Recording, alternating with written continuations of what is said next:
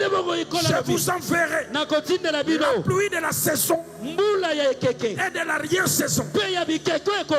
C'est-à-dire, le pays où coule le lait et le miel, c'est le pays qui doit recevoir la pluie. Esaïe va me dire quelque chose. Il me dit ceci, que la parole est semblable à la pluie. Mais écoute, ce qui est anecdotique, la Bible dit, pendant que Dieu créait les cieux et la terre, il n'y avait aucun arbuste sur la terre. Il n'y avait aucune plante sur la terre. Parce que il y avait deux choses qui manquaient. Soit la pluie, soit l'homme. C'est-à-dire, les arbres ne pouvaient pas sortir sans la pluie, ou soit sans l'homme. Prophète Michel, ce qui est étonnant, j'ouvre Genèse chapitre 1 à partir du verset 7e. Ma Bible me dit, le troisième jour, Dieu dit que la terre produise de la verdure. Mais je dis, Seigneur, tu me troubles. Tu m'as dit, il faut soit la pluie ou l'homme. Mais comment le troisième jour, les arbres commencent à pousser? Il m'a dit, mon fils, ne te dérange pas. J'ai dit, oh, ce que j'ai dit est semblable à la pluie. Reçois la parole de l'Éternel. Reçois le signe de l'Éternel. Que ce qui était désertique devienne comme de la rosée, devienne comme de la verdure, devienne comme de la verdure.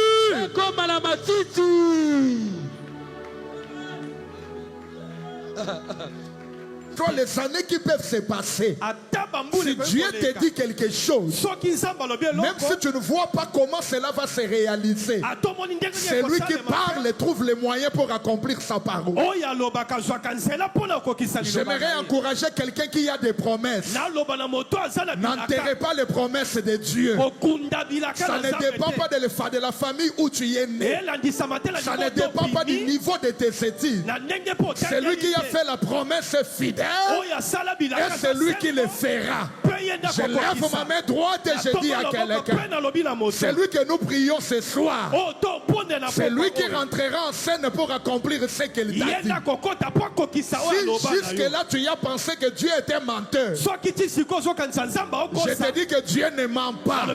Il arrivera un temps où tu diras avec Moïse, certainement Dieu ne ment pas. Laissez-moi les ramasser rapidement. Il dit à Moïse, entre dans les creux du rocher. Je passerai, tu verras ma gloire. Moïse entre dans les creux du rocher. Nous sommes dans Exode 32. 32-33. Il entre dans les creux du rocher.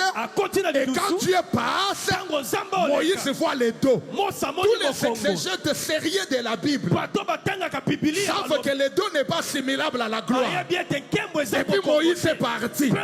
Je suis en train d'imaginer dans le séjour des morts. Moïse était assis. Il avait la main qui tenait sa joue. Abraham lui demande comment tu es triste. Il dit, il y a quelqu'un que j'ai servi. Il m'avait dit, il va me montrer la gloire. J'ai fait tout ce qu'il m'a dit. Curieusement, j'ai vu les dos. Abraham dit, je ne te crois pas. Tu parles de qui? D'Élohim. C'est lui qui a donné Sarah l'enfant à l'âge de 99 ans. Moi, je ne te crois pas. Il appelle Job. Il dit, écoute ce que ton frère dit. Job dit, tu parles de qui? Dieu n'a jamais été débiteur de quelqu'un. Moïse dit, c'est vrai, il m'avait promis la gloire. Je n'ai pas vu la gloire. Or, c'est lui qui parlait dans les temps anciens. Il avait revêtu le corps humain. Il est entré dans le ventre du mari. Il est né à Bethléem. Il marchait dans les rues de Galilée. Il est allé dans la montagne de transfiguration. Il se rappelle J'avais promis à quelqu'un la gloire. Il prend Moïse dans le séjour des morts. Là, son visage avait resplendi. Moïse va voir sa gloire. Je vois Moïse retourner dans le séjour des morts. Abraham lui demande de petit. Il dit, tu y avais raison.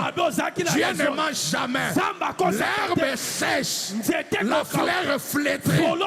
Mais ce que Dieu dit subsiste de génération en génération.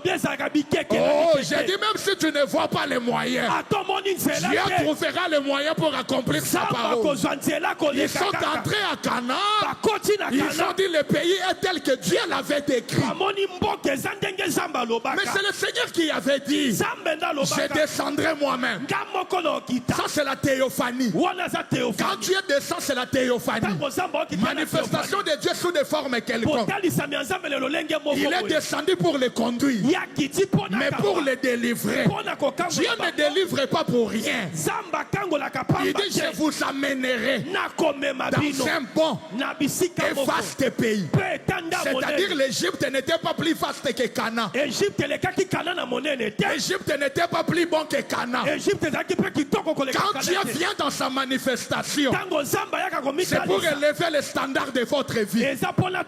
Il te prend là où tu es, il l'amène dans une autre dimension. J'annonce le temps de promotion pour les travailleurs.